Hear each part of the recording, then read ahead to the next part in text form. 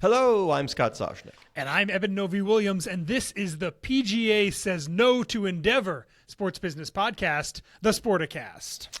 PGA says no to Endeavor. Sort of literal, right? You're almost kind of reading the headline of the story. After the mishap of the World Series last week. You just wanted to make sure you knew what we were talking about. Make sure that I said something that at least made some sort of you knew something sense. was happening, though. That was still great. I mean, it was perfectly on point, though, the fact that we didn't know who was playing. So Exactly. Yes. By the way, happy sports equinox as we record.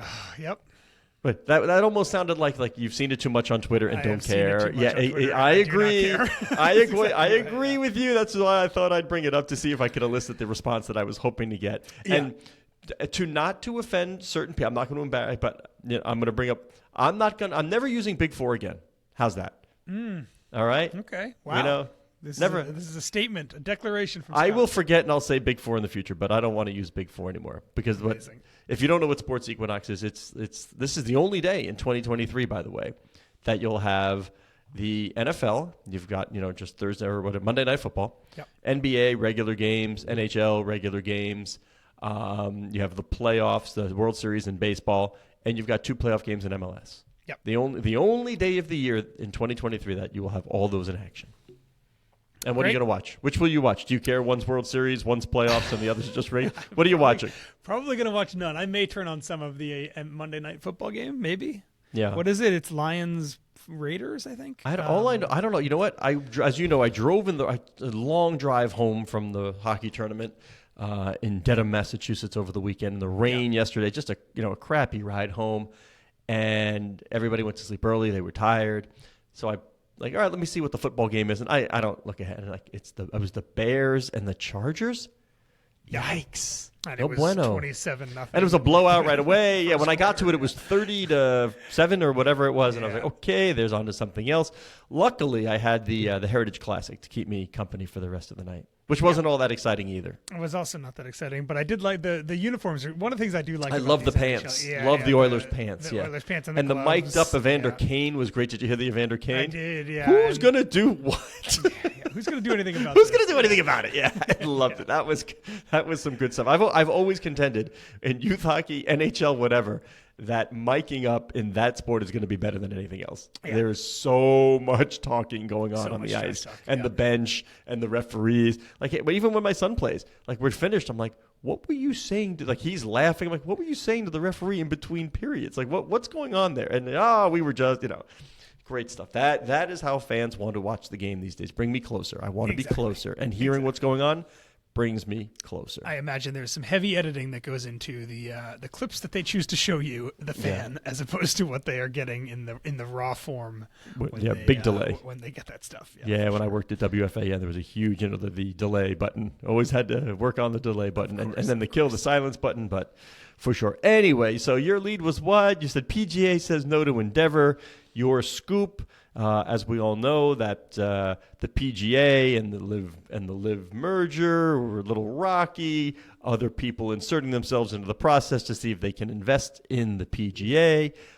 Endeavor was one of them, and Endeavor is first out, saying they're not interested in what we have to offer. Why don't you fill in the blanks and the particulars? Yeah, I spoke with Mark Shapiro, the president and COO of Endeavor, on Friday, and he walked me through, from their perspective, exactly how this all went down for Endeavor. And there's a few interesting things here, I'll say. One, the investment that Ari Emanuel had talked about before, that their bid to invest in the PGA Tour was happening through TKO, which is the new combined entity that holds UFC and WWE. The publicly traded entity. Publicly traded entity. Endeavor controls that. It has a majority stake in TKO. Mark Shapiro is the president and COO of TKO as well. Interesting to say, by the way, Ari saying he'll look at strategic options because Endeavor has long contended that Wall Street does not value the business the same, at least in the eyes of Ari Emanuel, as highly as what they do inside. Exactly. So they're looking for ways to drive stock price, and they said, well, we'll look at strategic initiatives, but they made clear that TKO was not going to be a part of that. Was not part of that. Yeah. And they have also, I think, from the beginning made it clear that TKO maybe was not going to stop at just these two entertainment/fight combat sports properties. I think they do see maybe a vision in which it is slightly bigger, and investing into the commercial assets of the PGA would have been the first step into expanding that. So they were looking to make that deal through TKO, but the broader pitch that they made the PGA, which the PGA Tour made it clear to Endeavor they were not interested in, was a strategic partnership that also saw the PGA Tour paying Endeavor for a lot of the golf and commercial asset services, some of which they're already doing. So they are doing a lot of sponsorship selling for the PGA Tour. They're operating a few events, including the Honda Classic. There's all parts of the Endeavor ecosystem, whether that's IMG, whether that's 160/90, their marketing, whether that's parts on the agency side. There's a lot of things that Endeavor does for the PGA Tour. And Endeavor was looking to lock in a longer-term relationship that encompassed all those things, a strategic partnership in that end, one that was going to pay Endeavor around $25 million a year. So that was the pitch. It was, do this bigger deal with us, pay us $25 million a year. In return for that, we will invest, we'll buy up about 10%, I think is the number that Mark said, no more than 10% of the PGA Tour's commercial assets. And from what Mark said, and from what I heard later on from other folks in this process, the PGA Tour made it clear that was not on the table for them. Thank you for your offer. Would you like to raise your bid? Yes, PGA Tour is definitely still talking to other people. Yeah. And I don't know exactly what the valuation was in terms of the investment that Endeavor was offering, but it is very clear that the PGA Tour is talking to a lot of partners, potential partners, in addition to pursuing this merger with LIV Golf and the European Tour, which I know there's a deadline by the end of the year. I've seen reporting that says they're not gonna get a deal done before that deadline. I'm sure what's happened in the Middle East in the past month has made the complications with LIV-backed or Saudi-backed LIV Golf and also the PIF, the Saudi Sovereign Wealth Fund, a bit more complicated. There's so many different things happening here, but I think the bigger topic is that the layout of the LIV PGA European Tour merger that was released in June, I do think there are a number of people involved in that are at least exploring other possibilities, something that is maybe not exactly what those three groups laid out when they did say back in June that they were merging. Yeah, when we talk about sort of what people want these days and what stadiums are all about and the experience, it's about premium. Yeah. And PGA across the board is about premium. So I'm not surprised that there's a bevy of interest in seeing how folks can be involved, and I'm not surprised that the offer you just laid out from Endeavor was rejected, and they will continue discussions with others. None of that surprises me. One of the things that I do want to highlight from the announcement in June said that PIF, which is the Saudi Sovereign Wealth Fund, would be the sole backer, the only people putting capital into this new combined commercial venture of these three golf tours. And if the PGA Tour is talking to Endeavor or is talking to anyone else about potentially investing money, even if it's just in itself, it becomes pretty clear that they are at least exploring some sort of a setup that does not have PIF being the sole financial backer of all three of these groups. So definitely something to keep an eye on. We know Fenway Sports was, I believe Bloomberg reported that a few months ago, potentially interested in maybe putting some money into the PGA Tour. There's definitely some others as well. I'm fascinated to see where this all nets out, because the announcement of this merger felt very hasty from the moment it happened. It was light on some details, and we're 4 or 5 months later, and those things are still being negotiated. Hasty and light on details. How about non-existent details? Yeah, I mean, fair. There's your understatement of the day. And by the way, how about the Soshnick value add that I didn't bring back? And I feel terrible that we weren't first to write this. And don't you think I didn't wag my finger at some people? But remember when I told you when we were talking NWSL valuations that I had heard a prominent athlete was going to be next in? Did you happen to see that Grant Hill and wife Tamia? That's who I was talking about, ladies and gentlemen. Grant and Tamia were looking at Orlando, MLS, and NWSL. So at least that one came to fruition, and shame on me for not actually converting on it. I feel terrible, but at least, maybe I need to give better clues next time so everybody knows. Yes, I should have won this one. Like I said, people are being scolded as we speak. This is not okay with me, as you know. This will sit with me for how long? 3 weeks. Until the next one. 3 weeks or so. Yeah, this will bother me. Something will happen. I'll be like, oh, come on. This should have, whatever. Anyway, that bothers me. But that one I did see coming. Yeah. You know what I did not see coming? I do know what you did not see coming. Oh, tell me what I did not see coming. Was it Skims? Skims. I did not see a photo of Adam Silver and Kim Kardashian with Skims being the official underwear of the NBA, WNBA, and USA basketball. I did not see that coming, and it is a joy. It is an absolute sports business joy to open your email on Monday morning and see Adam and Kim Kardashian with this announcement and say, hey, did not see this coming. Skims is becoming the official underwear partner of the W, of the NBA, and also USA basketball. That's what I just said. Yeah, I'm transitioning into confirming what I just said? Sheesh, people are going to think you're killing time or something. You got me sidetracked here, Scott. This is it's fascinating. One of the first things I thought was oftentimes when Nike has deals with leagues, especially women's leagues, sports bras are part of that. And as a result, it gives Nike the right to underwear categories. This is an interesting one to me because I'm kind of surprised. And I don't know if in the background some rights were cleaved off to make this a possibility. But I would think that in the past, there are big sportswear companies that would have felt like they already had underwear rights in some This is a Brett Yormark special. He'll explain for half an hour why this is not underwear, the underwear category. Exactly. So I think in that regard, it's interesting. Secondly, this is the overlap, obviously, of fans, of athletes that use Skims in the NBA and WNBA circles, I imagine is very large. I have been shocked by how popular Skims is. Skims raised money at a $4 billion valuation recently. Yeah. Under Armour's market cap is under $3 billion at this point, I think. Like, just to give you a sense of and that's publicly traded versus private. Whatever happened to the good old fashioned thigh wrap? Remember? I mean, this is the good old fashioned thigh wrap. I used to wear that. Yeah, shapewear is in here. Yeah, I mean, it was not for shaping. Yeah. It was for, I don't know, why did I wear that? I don't know why I wore those. But chafing? I don't know. No, well, like in soccer, when you slid, you didn't want to get, cut up or whatever. So that, sure. Some of the sliding that was good. So I don't know. I just had I remember the good old fashioned thigh wrap, and I feel it's like the same thing, just not for looks. And we talk often on this show about what having certain celebrity athletes as part of your partnership, as part of your commercial assets, what that does. Kim Kardashian has a bigger platform than almost any athlete in the country or the world. If you're the NBA, I certainly understand the desire to have Kim Kardashian appearing next to NBA marks at NBA events, doing X or Y, standing next to Adam Silver, for all the reasons that we talk about the tremendous social influence that athletes have. Almost all of them pale in comparison to the influence that Kim Kardashian has. Yeah, I mean, just, again, things you don't see coming. And to see that picture in the morning, I was like, oh, look at this. Enough debate, by the way, because the official news release did not say that the NBA was getting equity in the company, yet we've seen that out there. I asked the NBA. I have not heard back yet. Yeah, I'm curious. I mean, I'm not sure. Why would Skims have to give out equity?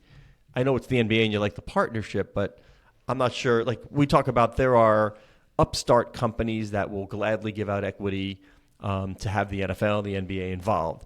Skims an established brand, raised at $4 billion, as you said. I'm trying to think, why would they give up equity? I don't know, but I can see why the NBA and W might want it. For sure. That I understand. Yeah, I mean, this is the good part about. I don't think my wife listens to the show.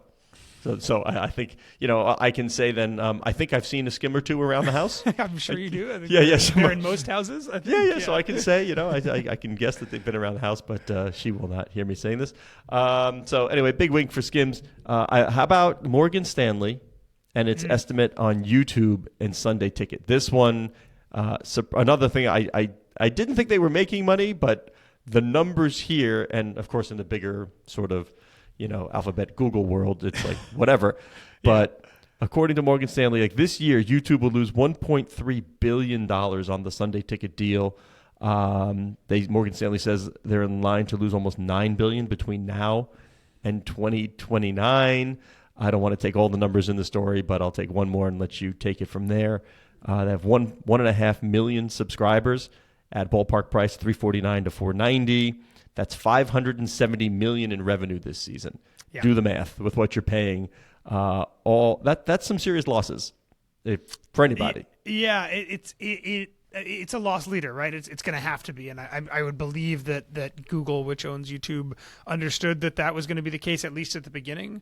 I think one of the things that stuck out to me about this is that Morgan Stanley projects that this is a loser every year of the 7 years of this partnership, all the way through 2029. Even with projected doubling of the subscriber base. And yeah, we should say the caveat here is that we obviously don't know what YouTube TV's subscription base looks like or what Sunday Tickets does in 4 years. So there's I can tell you, the youngest Soshnick loves his YouTube TV. That I can tell you. Okay, yeah. So there's a good chance that in a couple of years, that all of this calculation, gets revised upwards or downwards depending on what we know now.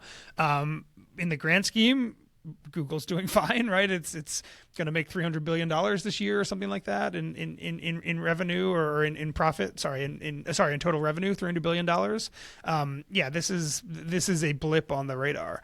But I think that the way you have to think about all of these rights when a company like Amazon or a company like Google/YouTube buys them is how are they benefiting from it in other parts of the balance sheet, right? Morgan Stanley, I think, is looking at this fairly narrowly on the YouTube TV subscriber revenue versus cost. Subscriber revenue versus cost, exactly. And I think the challenge and what these companies are to be put frank, very good at is finding ways to kind of squeeze money out of other parts of the business, right? It's the ultimate flywheel. So I think that's the big question. I know that some Google execs have said that they expect this thing to be profitable. I don't know if they're defining that differently than the way that Morgan Stanley is.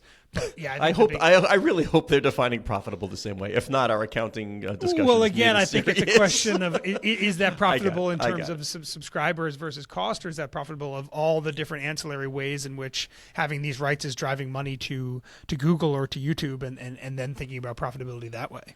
Do you think the terminology in business is sort of like an intentional obfuscation? Yeah, 100%. It's just like legal. Yeah, I think that is true. And I think it's true in ratings also, right? I think there's just always, you use EBITDA when you want to, you use profit when you want to. I think there is always a way in which to try to frame things that can make things look good or make things look bad depending on what your actual motive is. Someone told me years ago, I don't remember who it was. It wasn't Krupi because I didn't know him. I just know years and years ago, someone said, don't always read the ratings release from the bottom up because the news they don't want you to see is in the last paragraph. That's good advice. Yeah. Read it from the bottom up because they're not lying, but there can be an awful restrictive definition of record Wednesday on turf with the lights on at Wrigley kind of deal to make a number look better than it is. So totally. Yeah, start at the bottom. And I mean, back to YouTube.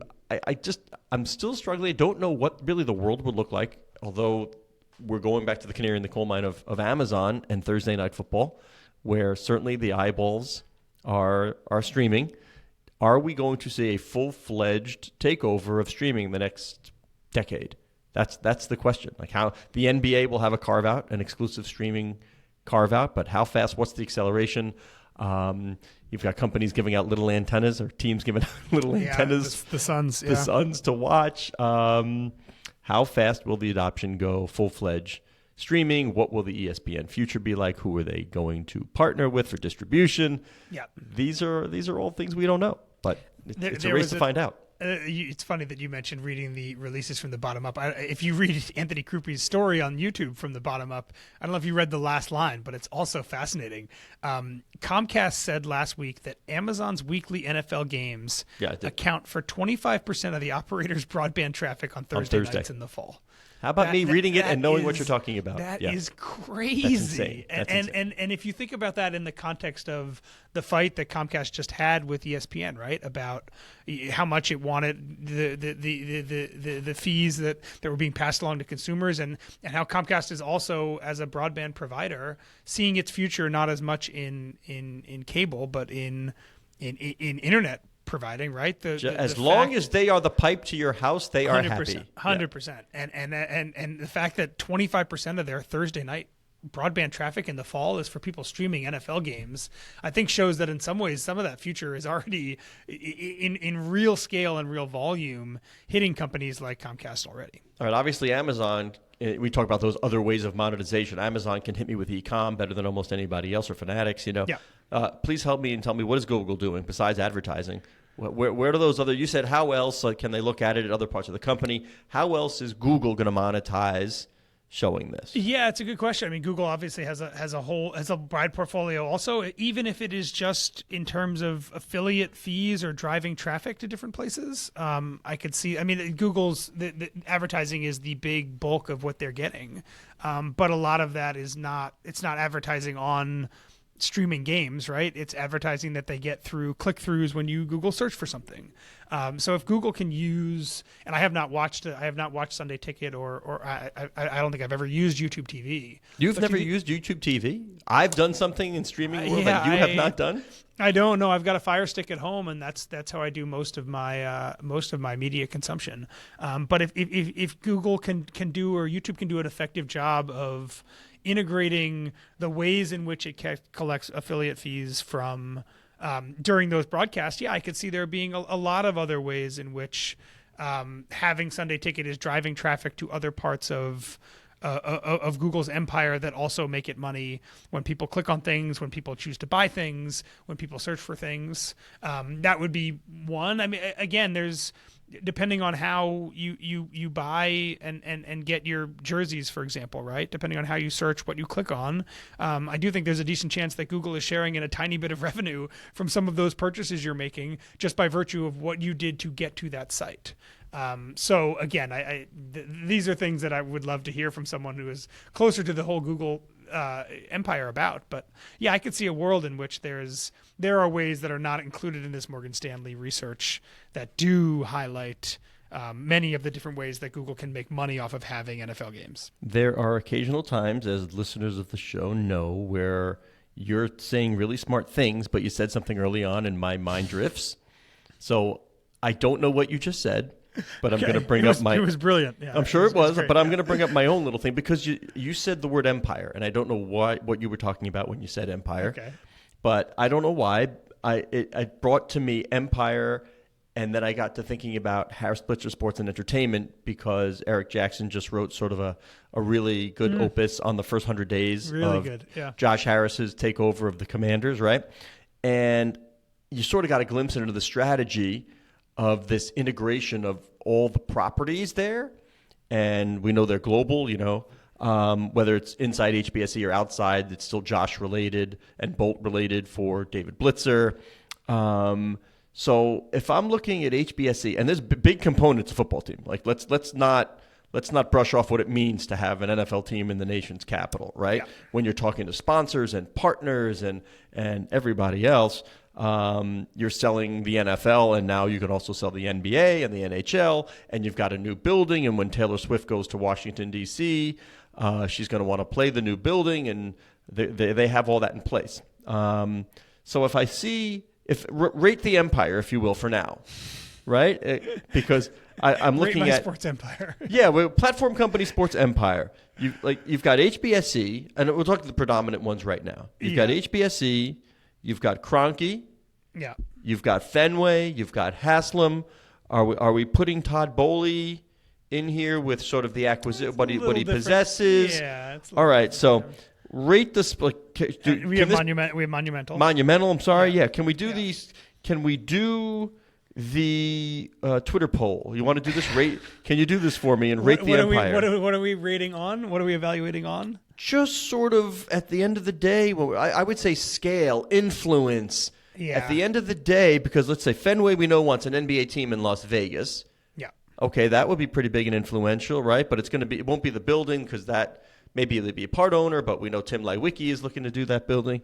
Wouldn't be shocked to see the Haslams do something else in sports. Wouldn't be shocked to see the Haslams, doing more in sports, and they have the NFL as well.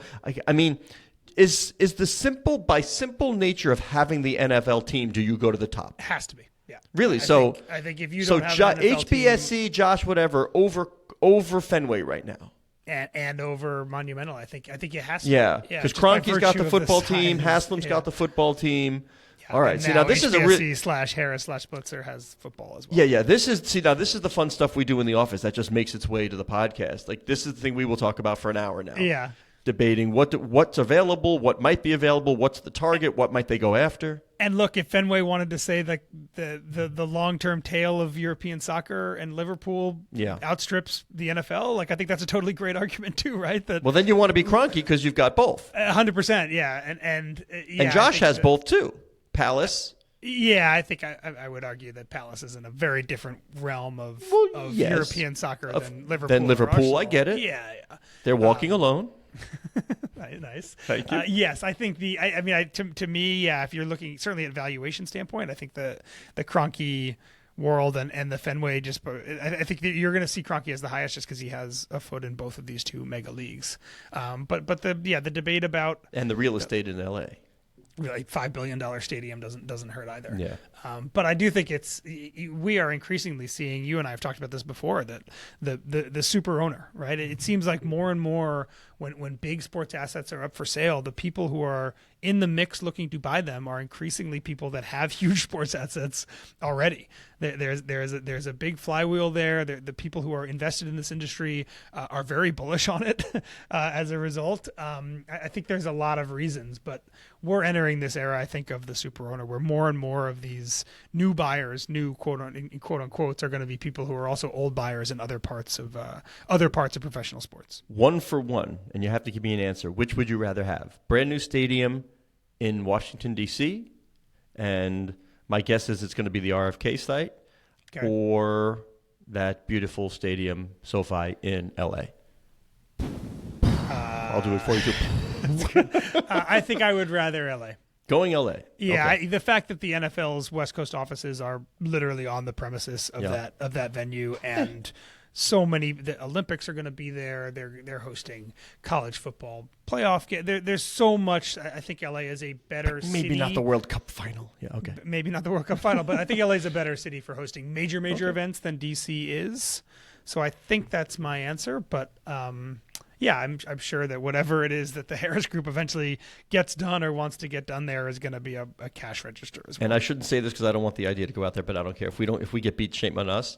But I've talked to our editors. I definitely want a story on the billionaire battle royale in Philadelphia. Yeah, that's where I thought you were going to ask me. Brian about Roberts and Comcast, which has Wells Fargo Center, of course. That's where the Sixers are a tenant. You've got Josh and Blitz looking to build a new thing.